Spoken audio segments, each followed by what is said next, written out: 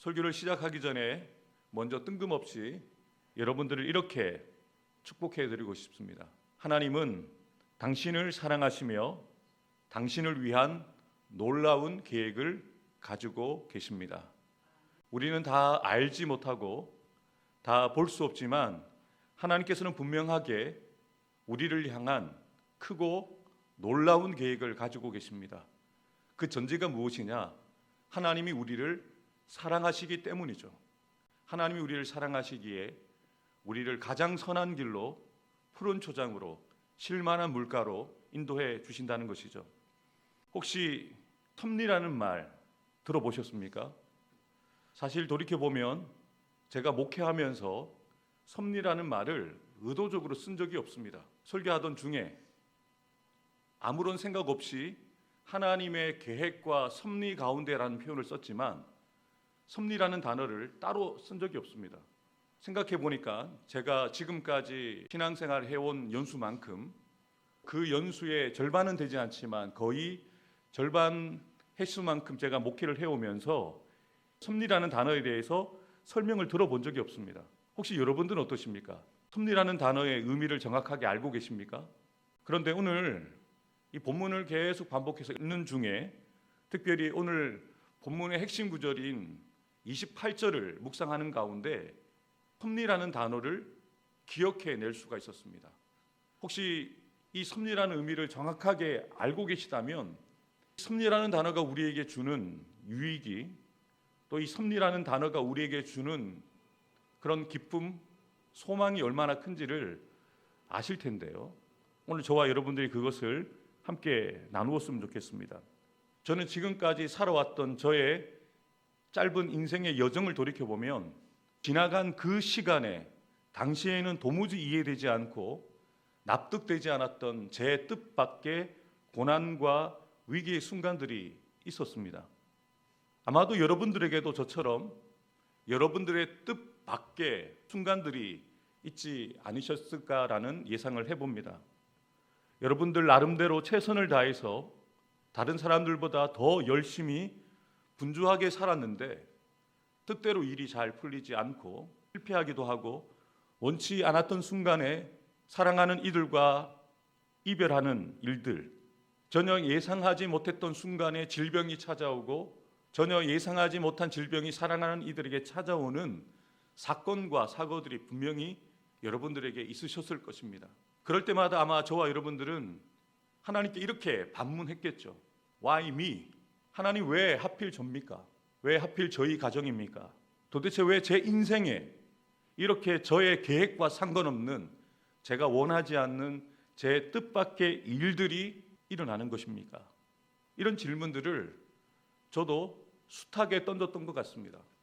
오늘 본문의 말씀은 저와 여러분들이 던져왔던 그 질문에 대해서 하나님의 섭리라고 답을 주고 있습니다. 국어사전에서 섭리라는 이 단어의 의미는 대신하여 처리하고 다스린다라는 의미를 가집니다.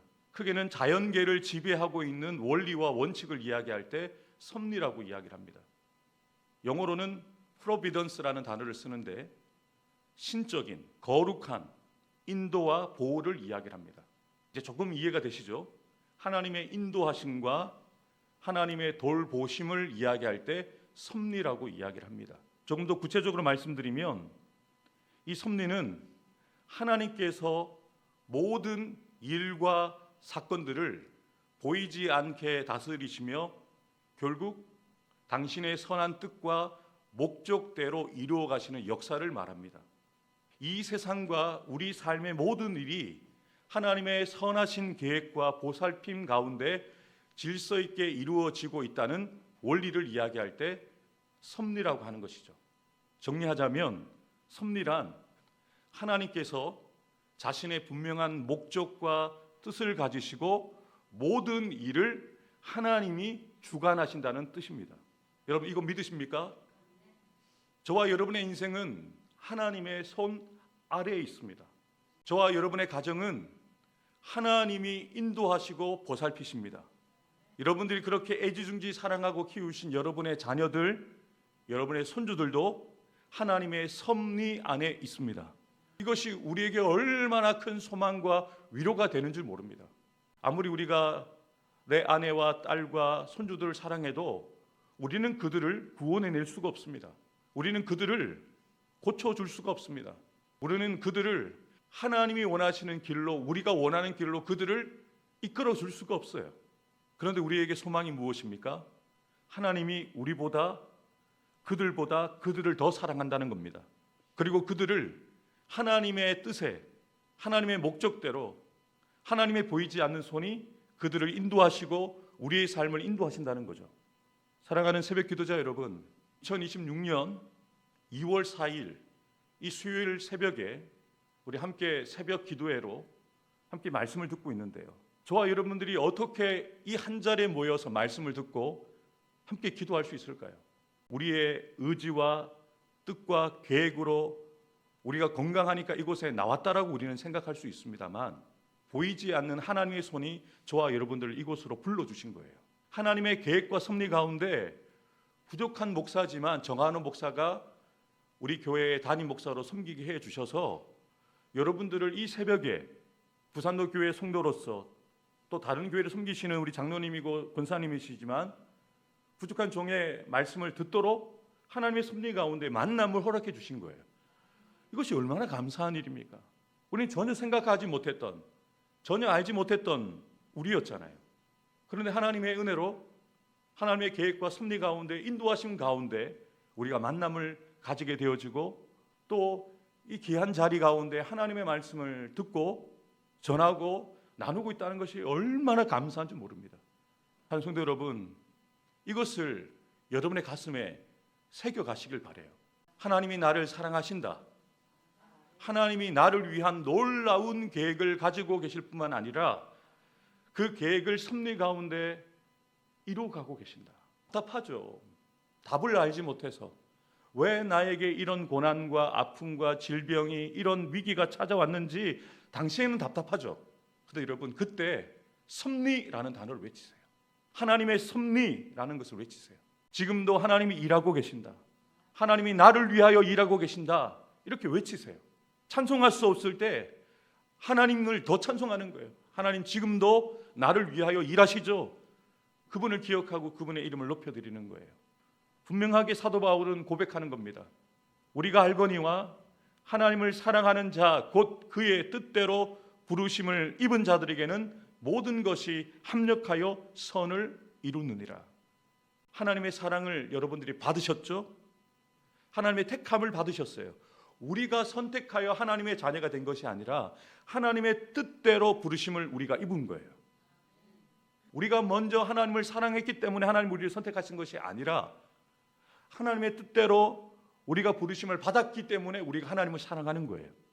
그런데 하나님이 자신의 뜻대로 부르셨고 사랑하시는 그들을 위해서 우리의 인생 가운데 되어지는 좋은 일들만이 아니라 아픈 일들, 실패, 기억하고 싶지 않은 그 흑역사까지 다 사용하셔서 합력하여서 선을 이루어 가신다는 거예요.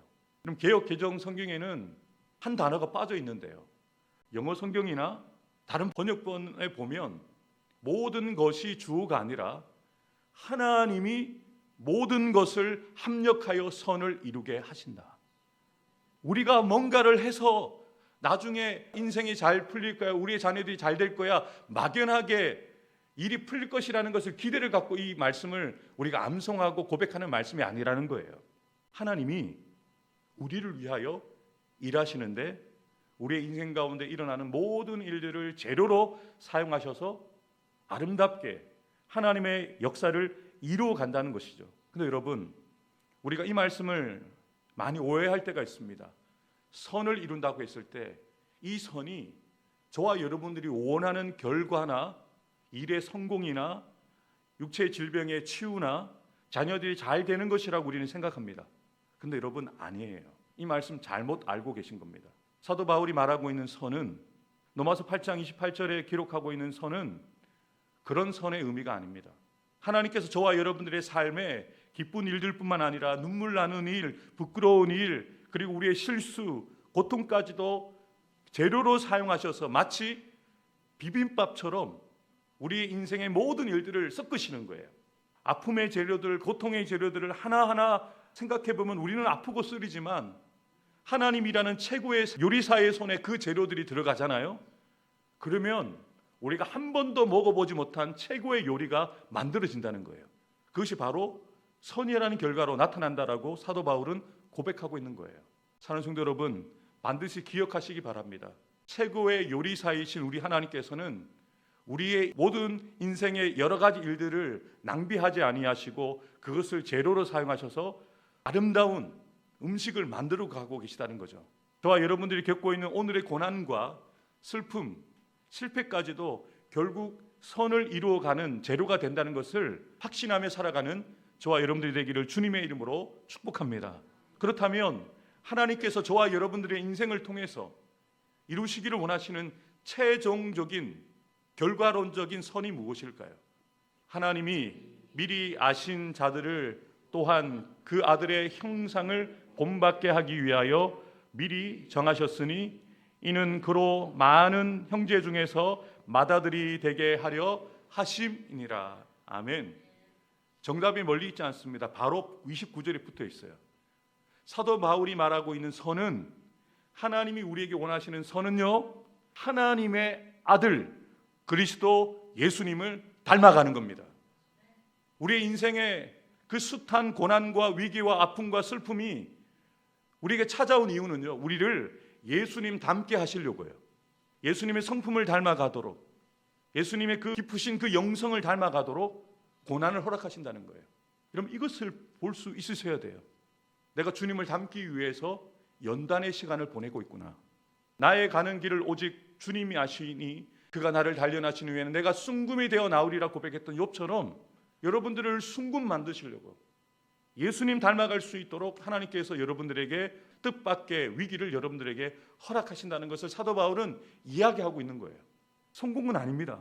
우리가 원하는 결과가 아니에요. 그런데 그보다 더 유익하고 더 위대한 선을 이야기하고 있는 거예요. 사랑하는 새벽기도자 여러분, 저와 여러분들이 목사로, 장로님으로, 권사님으로, 집사님으로 부르시는데 우리의 공통의 목표가 있습니다. 서로 경쟁해야 될 목표가 있습니다. 예수 닮는 거예요. 예수님 닮은 목사, 예수님을 닮은 장로님, 예수님을 닮은 권사님, 집사님이 되셔야 돼요. 예수님을 닮은 목사와 장로님과 권사님과 집사님이 섬기시는 교회에 분란이 있을 수 있겠습니까? 서로 비난하고 정죄하겠습니까? 판단하고 정죄하고 손가락질하겠습니까? 품어주죠. 그런 교회를 주님은 세워가기를 원하시는 거예요. 노마 교회가 그런 교회가 되기를 원하기에 사도 바울은 고린도 지역에서 이 편지를 써서 노마 교회 성도들에게 쓰고 있는 거예요. 우리의 목표는 인생의 성공이 아니다, 건강하게 사는 것이 아니다, 자녀들이 잘 되는 것이 아니다, 예수 닮아가는 것이다.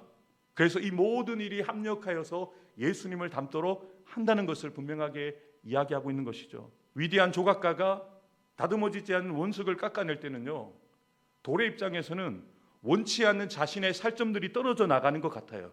왜 나를 깎아내지? 그때는 몰라요. 그런데 조각가가 그 원석 안에 숨겨진 멋진 예술 작품을 보고 있기 때문에 필요없는 부분들을 정으로서 잘라내는 거예요. 잘라내고 글라인드로 긁어내고 그렇게 해서 아름다운 조각품을 만들어 가는 거죠. 저와 여러분들의 인생을 아름답게 만드시는 하나님도 마찬가지이십니다. 저와 여러분들의 교만과 불신, 아무짝에도 쓸데없는 고집과 욕심들을 고난이라는 정으로 깎아내시는 이유도 원석 같은 저와 여러분들을 예수님 닮은 보석으로 만들기를 원하신다는 거예요. 서양 속담에 이런 말이 있습니다. 우리는 자수의 뒷면을 보지만 하나님은 앞면을 보신다. 사람들은 자수의 뒷면을 봐요. 우리는 자수의 뒷면을 봅니다. 보면 실이 엉켜 있어서 도대체 이것이 무엇을 나타내는지 알지 못해요. 우리 인생도 그렇습니다. 막 실타래가 꼬여있는 그런 엉망인 인생인 것 같아요. 그럼 난 실패했는가? 라는 생각을 하게 되거든요. 근데 여러분, 진짜는요, 자수의 뒷면이 아니라 앞면입니다. 이런 그림이 나오는 거예요. 우리는 얽혀있는 실타래 같은 실패한 모습처럼 보이지만 앞면은요, 아름다운 작품이 되는 거예요. 혹시 지금 여러분의 삶이 엉망진창인 실타래 같다라고 생각하십니까? 아무것도 염려하지 마세요. 저와 여러분들을 사랑하시는 하나님의 손은 지금도 우리를 위해서 정교하게 우리의 인생이라는 작품을 수놓고 계십니다. 이것을 믿으세요. 이것을 믿고 하나님의 섭리를 믿고 하나님의 손길을 믿고 고난 가운데도 위기 가운데도 하나님을 찬양하는 거죠. 저와 여러분들이 그런 인생 되기를 주님의 이름으로 축복합니다. 이해할 수 없는 내 뜻밖의 고난과 위기의 순간에도 나를 위해 모든 것을 합력하여 선을 이루시는 하나님의 섭리와 하나님만 신뢰하겠습니다. 나의 만족과 기쁨, 세상의 성공이 아니라 하나님께서 나를 통해 이루시기 원하시는 섭리대로 예수님의 형상을 닮아가는 선을 이루어 가게 하옵소서. 하나님께서 나의 사랑하는 부산로 교회와 나의 사랑하는 성도들의 가정과 자녀들 일터 위에 복에 복을 주시고 지켜주시며 더 큰 은혜와 능력을 더하여 주셔서 늘 평안하고 편안하게 하옵소서. 아멘.